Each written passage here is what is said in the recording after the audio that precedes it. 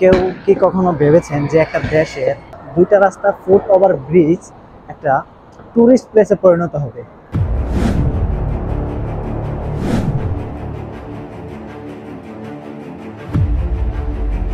আর যেটা বানাতে মালয়েশিয়া সরকারকে গুনতে হয়েছে প্রায় 31 মিলিয়ন রিঙ্গিত।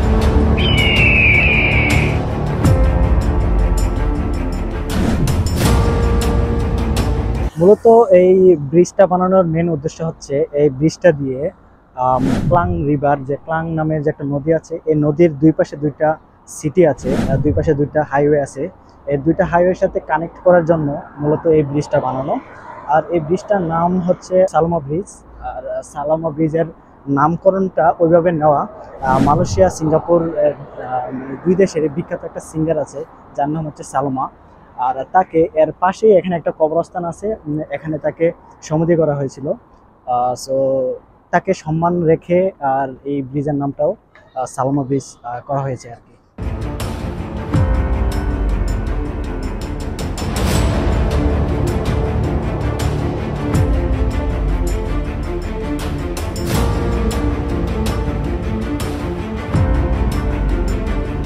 কেউ কি কখনো ভেবেছেন যে একটা দেশের একটা রাস্তা, মানে দুইটা রাস্তা ফুট ওভার ব্রিজ একটা টুরিস্ট প্লেসে পরিণত হবে?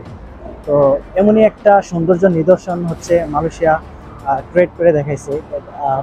আর আপনারা আমার পিছনে যে জিনিসগুলো দেখতে পাচ্ছেন, যেটা অনেকটা দেখতে কিসের মতো লাগে, কি মনে হয় আপনাদের?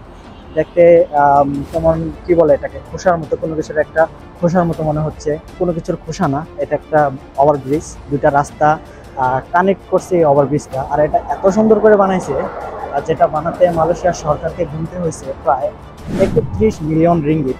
আর যেটা যদি ইউএস ডলারে কনভার্ট করা হয় তাহলে 7.5 মিলিয়ন ইউএস ডলার।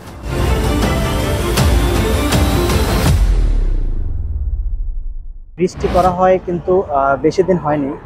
এটা জাস্ট শুধু 2020 সালের 5 ফেব্রুয়ারি এটা সবার জন্য উন্মুক্ত করে দেওয়া হয়, করোনাকালের কিছু একটু দিন পরেই। তো এই ব্রিজটা এমন একটা জায়গায় অবস্থিত, আপনার যদি এই ব্রিজটা থেকে ওখানে আসেন, আপনারা এখান থেকে অনেক সুন্দর সুন্দর কিছু ভিউ পাওয়া যায় ছবি তোলার, যে জন্য এখানে প্রায় অনেকেই ফ্যামিলি নিয়ে আসে আর ছবি তোলার জন্য, কিছুটা সময় স্পেন্ড করার জন্য। আপনারা এখান থেকে দেখতে পারবেন যে এখানে দূরে যে কেলটাও দেখা যায়। আর আরেকটু এদিকে আপনারা ঘুরলে এখানে দেখতে পারবেন কেএলসিসি। তো অনেক সুন্দর ভিউ পাওয়া যায়। তো আই হোপ যদি আপনারা আশেপাশে এখানে থাকেন তাহলে এখানে ভালো একটা সময় স্পেন্ড করতে পারবেন, কিছু ফটো সেশন করতে পারবেন।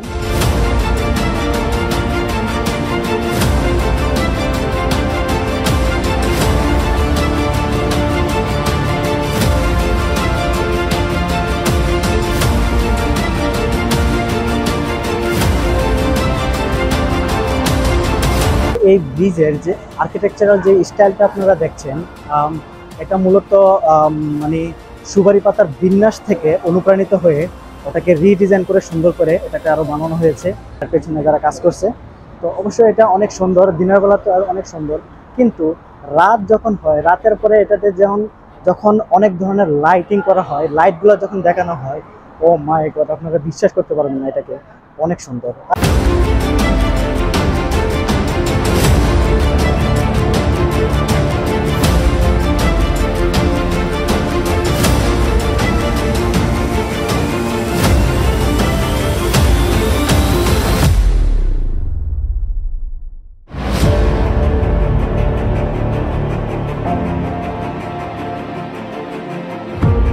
তো এই সালমা ব্রিজে আসার অন্যতম একদম সবচেয়ে ইজিয়েস্ট ওয়ে হচ্ছে এলআরটি। আর এলআরটি দিয়ে আপনি কাম্পং বারু স্টেশনে নামলেই আপনি উপরেও আসলেই দেখতে পাবেন সালমা ব্রিজ আপনার ঠিক মাথার উপরে। সো আর কোনো টেনশন নেই আপনি কিভাবে আসবেন এখানে সেটা নিয়ে। সো আপনি চাইলে কেএলসিসি থেকেও হেঁটে আসতে পারবেন। এখান থেকে আসতে প্রায় 5 থেকে 7 মিনিট লাগে কেএলসিসি থেকে হেঁটে আসতে। তো আপনারা চাইলে এলআরটি নিয়ে সবচেয়ে ইজি ওয়েতে কাম্পং বারুতে নেমে সালমা ব্রিজে আসতে পারেন। এখানে আমাদের দেশে রাস্তা পারাপার করতে গিয়ে মানুষ নিয়ম না মানতে গিয়ে রোড অ্যাক্সিডেন্টে অনেক মানুষ মারা যাচ্ছে, সেখানে এই দেশে দেখুন এত সুন্দর সুন্দর জিনিস মানুষ বানিয়ে দিচ্ছে। এগুলা মানুষ যদি তাদের কাজের জন্য ব্যবহার না করে দেখতেও আসে, এত সুন্দর যদি একটা জিনিস বানান, আই থিঙ্ক তাদেরকে ফলো করা দরকার। দেখেন এত সুন্দর করে বানায়, মানুষ তো শুধু ব্যবহারই করে না, অবসর সময় এখানে ঘুরতেও আসে। So this is the video today. Thank you so much. আপনারা যারা এই ভিডিওটা দেখছেন, যদি সাবস্ক্রাইব না করে থাকেন তাহলে অবশ্যই সাবস্ক্রাইব করে নেবেন আমার চ্যানেলটা। দেখা হচ্ছে পরের ভিডিওতে। টিল দেন সবাই সুস্থ থাকুন, ভালো থাকুন।